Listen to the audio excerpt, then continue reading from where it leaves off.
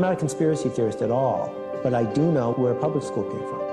And public school was invented by factory owners who didn't have enough compliant factory workers. Do what you're told, go to the placement office, you'll get a job for 50 years, you'll be able to go home and watch TV, buy enough stuff, you'll need a storage unit, and then you'll die. And the mistake, the problem, is that people are still seduced into thinking that what they're supposed to do is fit in more. And social media has made it worse because there's this whole pack mentality of how do I fit in more, with small bursts of here's one quick tip for a flat stomach and 3 different ways to get rich, and you can learn to flip houses today and be a millionaire tomorrow, none of which work, right? But the combination of those two mean that people are starting to feel broken and bitter because the promise isn't being kept. So first of all, the screens themselves affect the brain, the developing brain. So the more times a kid spends watching screens, the more it depletes their dopamine receptors. And dopamine receptors are the ones that get implicated in addiction later on, the incentive motivation circuitry of the brain. Number one, the child develops an attachment relationship with the machine. So what we say about the digital media is it's a good thing, but so is sex, and so is alcohol. But we don't give 2-year-olds alcohol, and we don't introduce 5 years old to sexual practices. Why? Because they're not ready to handle it. So you give digital media to kids when they're old enough to handle it. When are they old enough to handle it? When they no longer rely on it to meet their emotional needs, but they use it for the function for which it was developed, which is information and communication. Those are legitimate goals. But when kids are immature and their attachment needs have not been met yet, they can use the digital media to meet their attachment needs, which displaces real human attachment. So what happens on Facebook? Kids have friends. What happens on Facebook? Kids like each other. These are attachment dynamics, except the friends are not real friends. Because a real friend is somebody who really knows you intimately and accepts you and supports you and wants the best for you. These Facebook friendships are highly conditional, as shown by the fact that when people displease each other, they defriend each other. And the likes are not real likes, because what is being presented on digital media is a simulacrum of the real self. It's a self-chosen particle of who I really am. That's what shows up on Facebook. And so people like a part of me. But how does that satisfy my need to be accepted and respected and loved for who I really am? It actually undermines it. So the digital media is the very opposite of genuine human contact. Now, can it be used that way? Sure.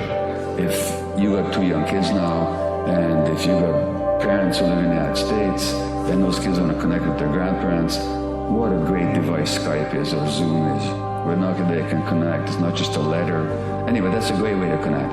But who needs to be in charge of that? In other words, the digital media can be introduced to the child's life when the parents can stay in control of it.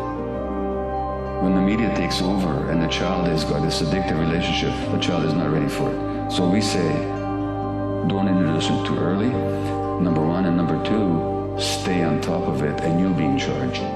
Real teaching happens through personal contact, through engagement, through inviting and eliciting the kid's curiosity, through appealing to the child's increasingly sophisticated mind to hold complex ideas, contradictory ideas sometimes at the same time. Those depend on maturation.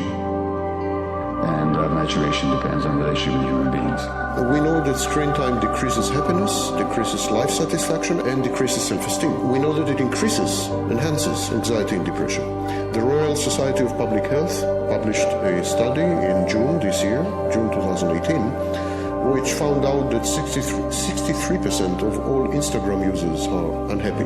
We know that anxiety and depression among the young increased by 70% over the last 30 years. And we know that since 2010, teen suicide climbed by 31%. So teen suicide is rampant. And today it is the first time in human history that the leading cause of death among teens up to the age of 24 is suicide. Not any disease or not even accidents. And this is intimately connected to social media. I mentioned before that social media is a conditioning tool, not an addictive tool, but a conditioning tool, and that it uses a relative positioning.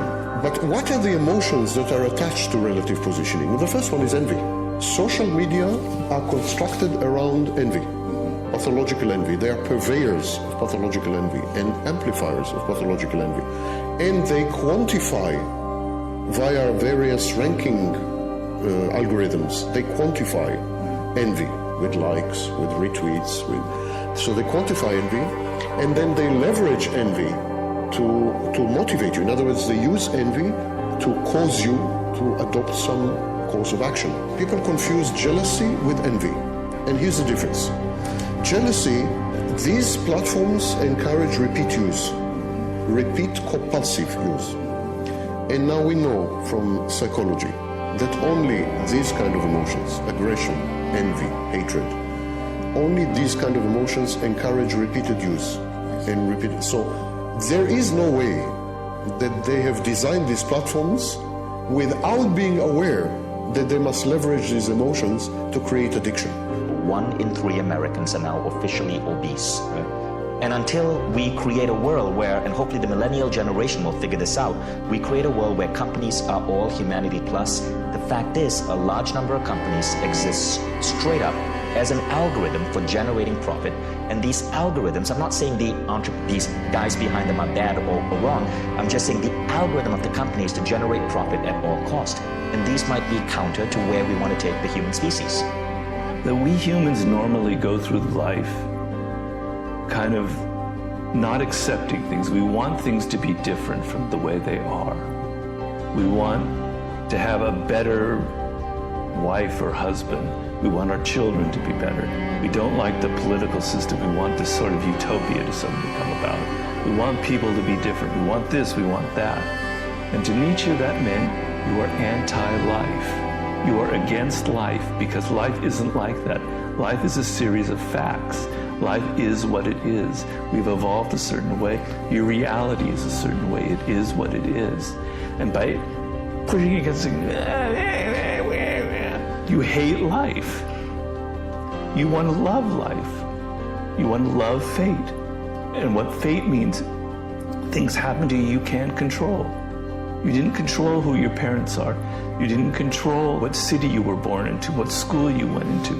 You didn't control whether you were born rich or poor, right? There's much you can't control. That's fate. Accept it for what it is. Stop whining and stop going, I want something else. Embrace your world, your life. Our fear of death is probably the greatest influence on our behavior throughout history. We're the only animal that's conscious of our mortality. And it's caused an incredible reaction. We're avoidant, we're anxious, we invent an afterlife, a heaven where we'll all go, right? Or today, we never see death. We never see people die in hospitals. We never see the animals that we eat being killed. We have no confrontation with death personally in our life, completely disconnected from it. It makes us anxious and fearful, and that controls everything about our behavior.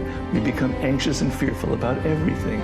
So the ability to accept death and look it square in the eye and accept this is your reality, that you're not going to live forever, is very liberating.